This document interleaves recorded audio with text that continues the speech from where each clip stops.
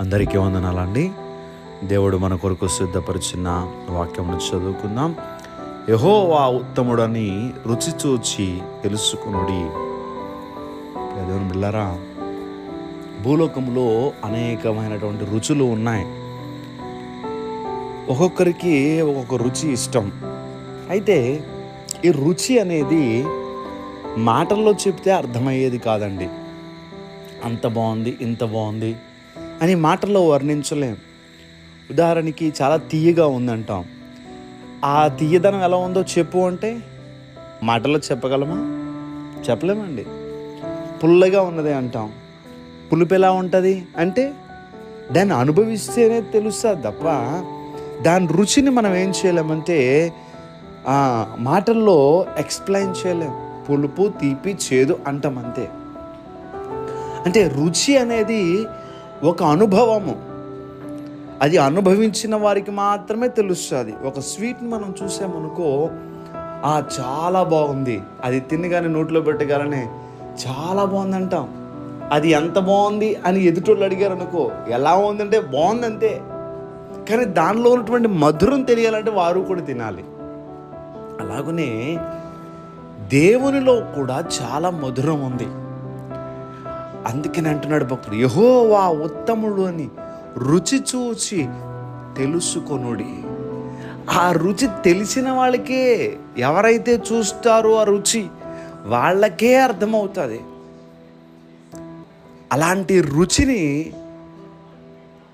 మనము చూచి దాన్ని ఆస్వాదిస్తూ ఉండాలి. మన యొక్క దేవుని యొక్క విశిష్టత వర్ణించలేనిది, వివరించలేనిది. భక్తుడు యెహోవా ఉత్తముడని రుచి చూచి తెలుసుకొనుడి. యెషయా గ్రంథంలో మనం చూసినప్పుడు పరలోకంలో సింహాసనం కనిపిస్తుంది. ఆ సింహాసనం ఎదుట శరాపులు దేవాది దేవుణ్ణి పరిశుద్ధుడు పరిశుద్ధుడు పరిశుద్ధుడని మహిమపరుస్తూ ఉన్నాయి. ప్రతిరోజు కూడా దేవుణ్ణి నిరంతరము మానక అవి స్తుతిస్తూ ఉన్నాయి.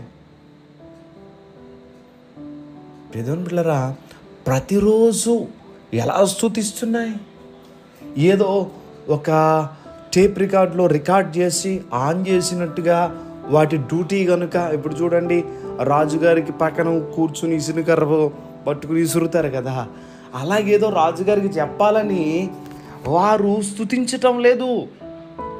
దేవునిలో ఉన్నటువంటి క్రొత్తదనం ప్రతి క్షణం కూడా సింహాసనము దగ్గర ఉన్నటువంటి దేవుని యొక్క దూతలు అనుభవిస్తున్నాయి కనుక అవి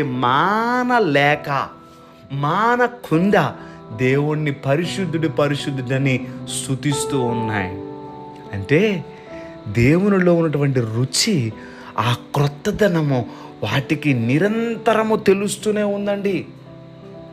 దేవునిలో కూడా ఆ రుచి అలాగే ఉంటుంది. రక్షింపబడినటువంటి రోజు నుండి ఈ రోజు వరకు దేవునిలో ఉన్నటువంటి క్రొత్తదనం నాకు తెలుస్తూనే ఉంది. దేవుడు నాకు క్రొత్తగానే ఉంటున్నాడు. మనందరి జీవితాల్లో కూడా మనకు అంతా తెలుసులే అనుకోవడానికి ఏమీ లేదు. ఆయనలో విభిన్నమైనటువంటి రుచులు ఉన్నాయి. ఆ రుచి చూసిన వాళ్ళకే అర్థమవుతుంది. కనుక యెహోవా ఉత్తముడని రుచి చూచి తెలుసుకోండి అనే ప్రకారముగా మన యొక్క భక్తి జీవితము ఏదో రొటీన్గా ఉండేది కాదు. ఎప్పటికప్పుడే క్రొత్తగా మనము దేవుణ్ణి తెలుసుకుంటూ ఉండాలి. ఉదాహరణకి ఈరోజు ఆకలేసింది మనకి, వెంటనే అన్నం తినాలని చెప్పి అన్నం కంచం దగ్గర కూర్చుని రైస్ వడ్డించుకొని కర్రీ వేసుకుని తింటున్నాం. కడుపు నిండా తిన్నాం. మరలా సాయంత్రానికి మనకేం చేస్తుంది? మరలా ఆకలిస్తుంటే మళ్ళా ఏం కూర అని చెప్పి మళ్ళా వడ్డించుకుని ఆ రుచిని ఏం చేస్తున్నా? తింటున్నాం. మధ్యాహ్నం తిన్నాను కదా, ఇప్పుడు తినలే అనుకుంటున్నామా? మధ్యాహ్నం నాకు ఆకలి తీరిపోయింది కదా. అలాగే దేవుని దగ్గర కూడా ఎప్పటికప్పుడు రుచి చూస్తూనే ఉండాలి. అత్యరీతిగా దేవునిలో మనం ముందు కొనసాగాలి. యెహోవా ఉత్తముడని రుచి చూచి తెలుసుకోండి. ప్రియ దేవుని బిడ్డలారా, అలాంటి దేవునిలో ఉన్నటువంటి ఆ టేస్ట్ని మనం చూస్తూ మన భక్తి జీవితంలో మనం ముందు కొనసాగుదాం. దేవుడి మాటలు మన వెనుకలో దీవించి ఆశీర్వదించునుగాక. దయచేసి ప్రార్థన చేసుకుందాం. సర్వాధికారి అయిన దేవా, మీకు వందనములు. ఈరోజు నిబిడల వారి పనులు ప్రారంభిస్తూ ఉంటుండగా నిబిడల పనులకు తోడుగా ఉండి వారి చేయి పట్టుకుని మీరు నడిపించి, ఎవరైతే బలహీనులుగా ఉన్నారో వారిని స్వస్థపరచండి. ఎవరైతే ఉద్యోగాల కొరకు ఎదురు చూస్తున్నారో వారికి మంచి అవకాశాలు మీరు కల్పించండి. చదువుకుంటున్నటువంటి బిడ్డలు వారి చదువుల్లో సహాయం చేసి, చదివినవి జ్ఞాపకం ఉండడానికి ఆ జ్ఞాపక శక్తిని వారికి దయచేసి, ఎవరైతే పనులు లేకుండా ఉన్నారో వారికి పనులు మీరు దయచేయమని, మీ సన్నిధి తోడుని బిడ్డలకి దయచేయమని యేసు నామం పేరట అడిగి వేడుకుంటూ ఉన్నాం మా పరమ తండ్రి. Amen, amen, amen.